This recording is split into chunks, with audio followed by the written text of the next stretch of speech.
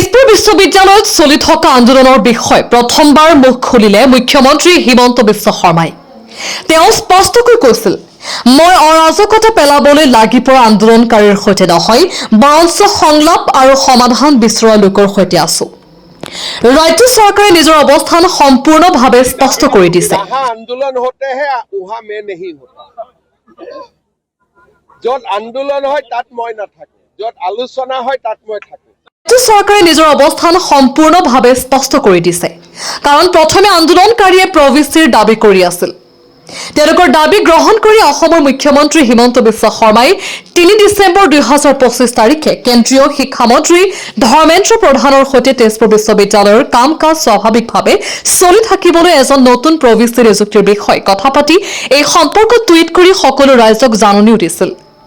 পিছৰ দিনাই ৪ ডিচেম্বৰ ২০২৫ তাৰিখে কেন্দ্ৰীয় শিক্ষামন্ত্ৰী ধৰ্মেন্দ্ৰ প্ৰধানৰ আদেশত শিক্ষা মন্ত্ৰালয়ে কাম আৰম্ভ কৰে আৰু তেজপুৰ বিশ্ববিদ্যালয়ৰ উপাচাৰ্য প্ৰফেচৰ শম্ভুনাথ সিঙৰ নেতৃত্বত তেজপুৰ বিশ্ববিদ্যালয়ৰ বৰ্ড অফ মেনেজমেণ্টৰ সভা আহ্বান কৰা হয় আৰু সকলোৰে মতামতত প্ৰফেচৰ জয়া চক্ৰৱৰ্তীক নতুন প্ৰবিষ্টি হিচাপে নিযুক্তি দিয়া হয়।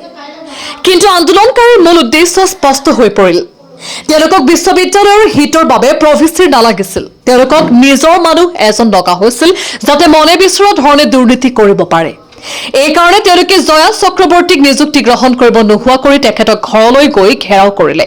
ভাবুকি দিনে আৰু ৰাতি দিনে আন্দোলন কৰা প্ৰতিবাদকাৰীৰ মূল নায়ক DK ভট্টাচাৰ্য, যিয়ে সম্পূৰ্ণ আন্দোলনৰ মুখ্য ষড়যন্ত্ৰকাৰী বুলি গণ্য কৰা হয়, তেওঁক অবৈধভাৱে এক্টিং ভাইচ চেঞ্চেলৰ যিয়ে সম্পূৰ্ণ আন্দোলনৰ মুখ্য ষড়যন্ত্ৰকাৰী বুলি গণ্য কৰা হয়, তেওঁক অবৈধভাৱে এক্টিং ভাইচ চেঞ্চেলৰ ঘোষণা কৰি দিলে। যদিও কেন্দ্ৰীয় বিশ্ববিদ্যালয়ৰ এক্টত উপাচাৰ্য থাকোঁতেই এক্টিং ভাইচ চেঞ্চেলৰ বনোৱাৰ কোনো ব্যৱস্থা নাই, তাৰ পিছদিনা শিক্ষা মন্ত্ৰালয়ৰ জ্যেষ্ঠ অধিকাৰী, যাৰ ভিতৰত শিক্ষা মন্ত্ৰালয়ৰ ছেক্ৰেটাৰী বিনীত যোশী, জইণ্ট ছেক্ৰেটাৰী সৌম্য গুপ্তা আৰু ৰাজ্য চৰকাৰৰ বহুতো অধিকাৰী আছিল, তেওঁলোকৰ দলৰ সৈতে তেজপুৰ বিশ্ববিদ্যালয়লৈ আহিল। কিন্তু আন্দোলনকাৰীয়ে প্ৰথমে এই উচ্চ ক্ষমতা সম্পন্ন কমিটিক নিজৰ অবৈধ কথা মনোৱাবলৈ চেষ্টা কৰি থাকিল আৰু যেতিয়া এই উচ্চস্তৰৰ দলে এই অবৈধ দাবীসমূহ মানিব নোৱাৰা কথা স্পষ্ট কৰিলে, তেতিয়া ষড়যন্ত্ৰকাৰীয়ে ছাত্ৰ ছাত্ৰী, হোষ্টেল কাম কৰা প্ৰাইভেট কৰ্মচাৰী, পৰিচ্ছন্নতা কৰ্মী আৰু ওচৰৰ গাঁৱৰ লোকসকলকো জমা কৰি ঘেৰাও কৰিলে।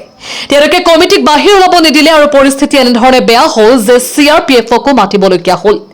তেতিয়া নিজকে এক্টিং VC ঘোষণা কৰা ষড়যন্ত্ৰকাৰী DK ভট্টাচাৰ্যই কংগ্ৰেছী আৰু বামপন্থী প্ৰতিবাদকাৰীৰ আদেশত ছাত্ৰ ছাত্ৰীসকলৰ আগত থিয় কৰাই দিলে যাতে উচ্চ ক্ষমতা সম্পন্ন কমিটিৰ পথ অৱৰোধ কৰিব পৰা যায়। কেন্দ্ৰীয় চৰকাৰ, ৰাজ্য চৰকাৰ, কেন্দ্ৰীয় বিশ্ববিদ্যালয়ৰ এক্ট আৰু দেশৰ সংবিধান নমনা এনে আন্দোলনকাৰীক এতিয়া শক্তি প্ৰয়োগ কৰি ন্যায় বিধান মনোৱাব উপায় অৱশিষ্ট থাকে।